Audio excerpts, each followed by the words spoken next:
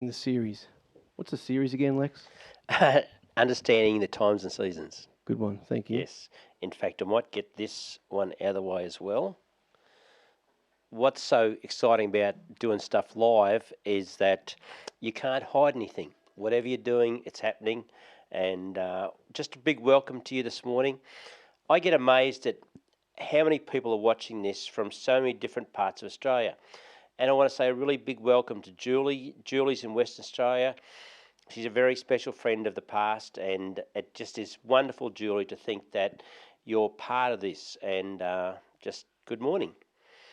Right now, if I was to ask any one of you to pick a number, any number, and just start counting, what number would you pick? Many of you would start with the number 1, but you could have started with -10. You could have started with 115, 116, 117. You could have counted backwards. Numbers don't have a start and numbers don't have a finish. And we use numbers to measure all the things in our world. Coral and I live 7 kilometres out of Bairnsdale. Right now, Steve and I are meant to be 1.5 metres apart. We even measure time with numbers. Growing up, I was told that God was outside of time, that I had this image as a kid of this God that doesn't have a start and doesn't have a finish, hovering over our world and stepping into time and stepping out of time, and that God wasn't restrained by time, that he wasn't held by time, that he wasn't controlled, he was free of the effects of time. But I was actually wrong. God and us only have time moving in one direction. It goes from the past to the present to the future. One direction. It's like made a good name for a band, wouldn't it? But time only goes for God and us in this one direction. Our all-powerful God cannot go back and change the past. He can change the effects of the past. He can redeem the past. He can even heal the past, but he can't go and press a delete button and wipe out what's happened. God can bring healing, and I've seen that. I've experienced that. When I was in my early 30s, we lost everything we owned. We lost our dreams. We lost our financial resources, and it happened through a business partner that did the wrong thing by us and my own wrong choices and values at the time. And the overwhelming trauma of that event was stuck to me. But God healed me. And now I can describe all the things that took place. I have a memory of the details, but the pain connected to that is gone. There's no sort of attachment of that past trauma to my emotions anymore. Only this week, Coral and I were talking with someone who had a very sort of traumatic and deep loss of a family member 10 years ago. And as they talked about it, the emotion they felt from back then just flooded them. And it had actually been playing on them that day. And when Coral said, "How you going?" all this stuff came out. Because that person is not healed. And the memory and the emotion are still connected. They've been to counselling. It hasn't really helped. It's because they haven't been healed. And only God can do that. And as we start to look to our futures, as we even try to look at what's happening today, how we feel about the past, how we interpret the past, how we sort of see past events, even our worldview has a dramatic impact on how we are seeing today and the future. For you to understand the times and the seasons we're in, for you to look at today, to the future, there's one of 5 ways that you do that. There are 5 filters, there are 5 lenses, they're like belief systems. And I'm going to go through that 5 right now, that list, and you'll find that you will look at your life and our world through one of these 5. So see where you fit in. I don't know if you've seen The Lion King, seen the movie, been to the stage production, but at the start of The Lion King, there's a song very famous that Elton John wrote called The Circle of Life. And in this song, there's a lyrics, and it says, keeps great and small on the endless round. That's how some of you see life. We're born, we live, we die. It's just a circle. You get on and you get off. There's no sort of purpose to it. There's no real direction, and that's been the story of history. And the next generation will be the same, and they'll get on and they'll get off. It's just a circle. The second way that you can see life is a little bit similar, but it's different. The circle's going like this, but this next one is more like a wave. It's things go up and things go down. John Denver wrote a song called Some Days Are Diamonds, Some Days Are Stones. And the next line in that song says, some days the hard times won't leave us alone. That's the down. But then if you see life as ups and downs, then you hope that the good times will outweigh the bad times, that you're just going to live life and you hope that there'll be more good than bad. There's a third way to see our world, to see life, and that's the optimist. It's the person that thinks that life will just get better and better. Our world will get better and better. And at the turn of the 20th century, in the 1900s, that was a really strongly held belief right across the world. People believed that progress, that the evolution of humanity, that science was going to bring into the world a better and better world. In fact, there was one British Prime Minister, he won an election on this slogan, up, up, up, on, on. Look, I don't know if it worked today, but that was his slogan back then. And people believed that things would get better and better. And then a boat called the Titanic, the biggest man-made moving structure on the planet, a boat but people said that even God couldn't sink, went to the bottom. And then World War I came, the Great Depression, World War II, the Vietnam War, the global recession and stock market collapses. And the 20th century took a pretty big hit when it came to optimism.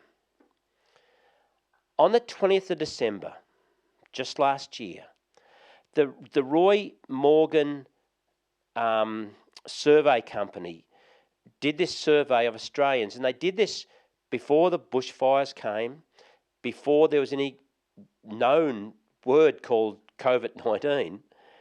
And so they did this survey on where Australians were just before Christmas on our level of optimism. And they found that Australians are more pessimistic. This was back before Christmas. They were more pessimistic then than they were 40 years earlier. And if you were to measure where Australians sit now, the numbers would be much worse. But you don't even have to know what the numbers are to know where we sit. Like, there's an ad right now on TV, and it says something about, it says, we've never faced a year like this. It's the toughest year ever. Do they mean by the number of deaths from a pandemic? Because back in 1990, Australia lost between 12 and 15,000 people from the Spanish flu. So they can't be meaning that, surely. I think they're wrong. If they're meaning about the financial consequences that we're facing right now, well, I don't see men walking from one town to another with a swag on their back looking for work. I've not had anyone knock on our door and offer to chop the wood or to mow the lawn in return for a sandwich. But growing up, that happened regularly at our house. I think if they're meaning about the loss of life from the bushfires, well, 11 years ago on Black Saturday, 173 people lost their life. Any loss of life is tragic. But this year, across a number of states over a number of months, the total was 33. So the words in that ad are not actually true. They're an interpretation, they're a reflection of where our community's at, what people are thinking, how they are interpreting the times and the seasons that we're in right now. Now, the fifth way of seeing life, our world, is to actually have a biblical worldview. It's to see our life how God sees it. And God doesn't want us to be ignorant. He wants to give us insider information. Now, I don't know if you've heard some of those jokes, like the good news, bad news jokes, and we laugh at them. And I was thinking about these good news, bad news jokes, and I remembered back to the story I heard of a wife who would often go to see her friend and spend a lot of time at a girlfriend's place. She'd jump in a car, drive over there, and spend hours. Well, one day her car was being serviced, so she borrowed her husband's brand new BMW and went to visit her friend. She'd only been gone about 15 minutes, and she rang her husband and she said, "Honey, I've got some good news and I've got some bad news." And he says, "Well, you better give me the good news first." And she says, "Well, at least the airbags work." Right now, we laugh at that because there is no good news. It's all bad news. But see, God's story, his description of our world, his telling us the inside information that he gives us, it starts with bad news, but it ends with good news. And there's no trick. It stays as good news. God tells us that our world will progressively get worse and worse, and then it's going to get really bad. And it's going to go down and down and down, but then suddenly it's going to come up and it's going to stay amazing forever. In fact, in Revelation, it describes a world where there's no tears and there's no heartache, there's no pain, there's no death. It's this amazing world that will last forever and ever. There are only two groups of people in our world that actually hold that view. There are Christians and there are Jews. And Jews believe that God is going to do this through their Messiah. And Christians believe that God is going to do this through a Jew called Jesus. And it's going to happen on his second return. Now, in the Old Testament book of Isaiah, for centuries, Jews have been confused about how Isaiah prophesies of what's coming, because they even thought that maybe there is going to be two Messiahs, because Isaiah talks about a Messiah, got that one wrong, didn't I? A Messiah who is a suffering servant, who is wounded for our transgressions, whose stripes through what he takes in his body we're healed, who is silent like a lamb to the slaughter. And then Isaiah talks about this triumphant king that comes in glory and power, and what they didn't understand is that it's the one, Jesus, but two different roles. And the second part of that is his return to earth. It's the hope of our world. It's, if you were asking people, describe to me the best world you could imagine, well, that's the world that God is going to create that lasts forever with no downsides, and it's better than you could ever imagine. That world is dependent upon Jesus returning, and it will never end. And I think that having an understanding of when that comes and how that comes is really important. So what do you expect, you personally, right now, what do you expect is going to happen in the last days? Now, it's important to remember that when you're trying to see what's coming, that the signs that Jesus gave, that some of the other New Testament writers have given us, are just dots. And when we start to join the dots, they form a picture. But some of the dots we don't have. Some of the dots are out of focus, and they're not going to become really clear until the right time. So I think that it's really helpful in trying to understand the times and the seasons that we're in to ask yourself this question: is what I'm seeing a fulfillment of prophecy, or is it a foretaste? Is it just an entree for what's coming? In the last few months, on our TV screens, we've got to see images of people getting off planes, of going into businesses, to workplaces, and having someone stick a thing against their forehead and measure their temperature. That is not a fulfillment of prophecy, but it's a foretaste, because it helps us understand what's coming, because we're getting used to someone saying, you can't go here or you can't go there because of something they measure on us. In fact, right now in our world, people are saying, please don't use cash, just swipe. It's cleaner, it's better. It's going to protect you from disease. And a cashless society is actually not prophesied in the Bible, but what is spoken about in Revelation 14 is a society where you can't trade without a personal identification that cannot be stolen. Now, I've had dogs for years, and they get microchipped, and it's meant to be a good thing, because if they get lost, they get returned. They just put a thing over and bzz, aha, go on the computer, you know whose dog it is. It's returned. Everything technology-wise is setting us up for what the Bible has prophesied is coming.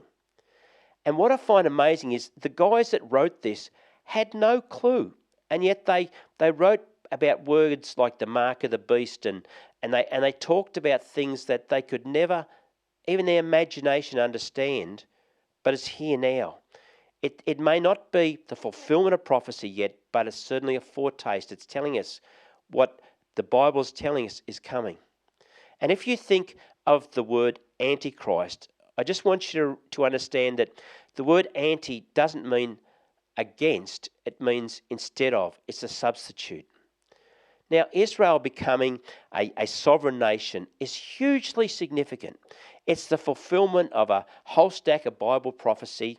And in fact, if you look at the history of Israel in our world, that is enough, just by itself, to prove that God is who he says he is and who does what he says he does. But it's not a sign that Jesus used to tell us he's about to return. And there's one more thing that Jesus and other New Testament writers never said. They didn't say that there would be this amazing end-time harvest, that there would be this amazing revival in the last of the last days.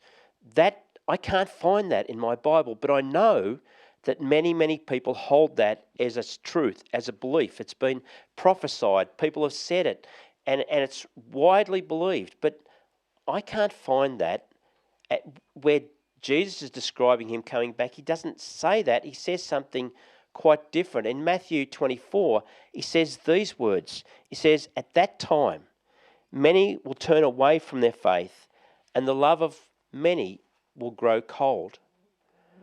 I'm so glad that Jesus is honest with us. He doesn't tell us what we want to hear. He tells us the truth. But God tells us two remarkable things that will happen in the last of the last days, and it's about the church. And one is what the church will look like, and the second is what the church will do.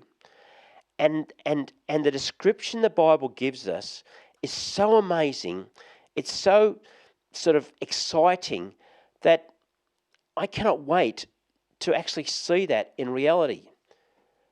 And we're going to really look at that in some depth, but we're not going to look at it in depth today.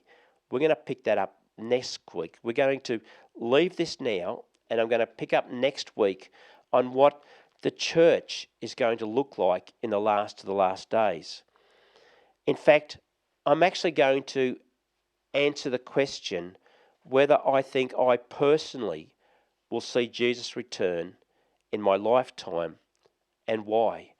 And we're going to look at how you and I play a role, a significant role, in establishing, in bringing into reality this way that God describes his bride in the last of the last days. But before we do that, I just want to tell you one story. I love this. I love this story because it's true. It happened this week. And last week we looked at what do we do in the meantime between Jesus coming the first time and him coming back again. What do we do? And so as a church, Redgum has this heart to do things in our community, and especially to help people that are struggling with the fire recovery. And a few months ago, I went out and I saw and spent time with a man who had lost everything. House, sheds. And when I say the word everything, that word does not describe everything. There's no way to describe what happened. And at the end of 3 hours, I felt so privileged, this man allowing me into his world and into his life. And at the end of the 3-hour conversation, I said to him, everything I can see around you is total devastation. But I know right now, internally, inside of you, it's worse. I can't see it physically, but I know inside the devastation from this fire has taken much more away, destroyed much more inside of you. And I said, I know a bloke. His name's Pete. And I want to connect you with Peter. And I think that Pete and you will get on really well. In fact, I believe that Pete will be able to help you in a journey going forward. And in the months that have followed, Pete and this person have become good friends. And Pete, who has actually now got a little badge on him, he's now officially a chaplain, Pete. And Pete's part of Redgum with us. And Pete went out on Friday. And Pete went out to help him cut up a whole lot of small fire-affected trees that were lying around and help tidy up the place for GrowCon coming. And Pete had an idea. And he took with him a brand new chainsaw. Because when this man lost everything, he lost everything. And he'd always had really high-quality equipment. And Pete bought this brand new battery-operated chainsaw, the best of the best he could sort of get on behalf of Redgum, used Redgum money to do this. And he went out and he spent 3 hours in the sunshine on Friday. I think Pete felt like it was 40 degrees by the time he finished his 3 hours. He chomped up all the stuff. At the end of it, the guy was really appreciative. And then Pete handed him the chainsaw and says, it's yours. It's your chainsaw. He had no words. And I just love that story because that's what we get to do in the meantime. We get to make a difference in people's lives on so many levels, on so many ways. And even yesterday, my niece Esther drove up from Melbourne to sit with this man and to record some of his story of what he's gone through and put it into a uni paper that she's putting together, this story she's creating, and it has to be non-fiction. And so his story's being documented, and that's part of his healing. And so as we go forward as individuals, as a church, we're going to look at how we understand the times and seasons and what we can do. And next week, I'm really looking forward. This is going to be our final in this 4-part series. And I really believe that you're going to find things out and understand things differently than you've seen before. I know I have. In my working and research and digging into this to find something helpful for you, I've learnt things that I've never seen before. I've got to see something about this end-time church that I've never, ever seen before, and I just can't wait to share that with you next week. So that's it from me. We're just going to go back to a couple of songs with the guys, and we'll catch up with you next week.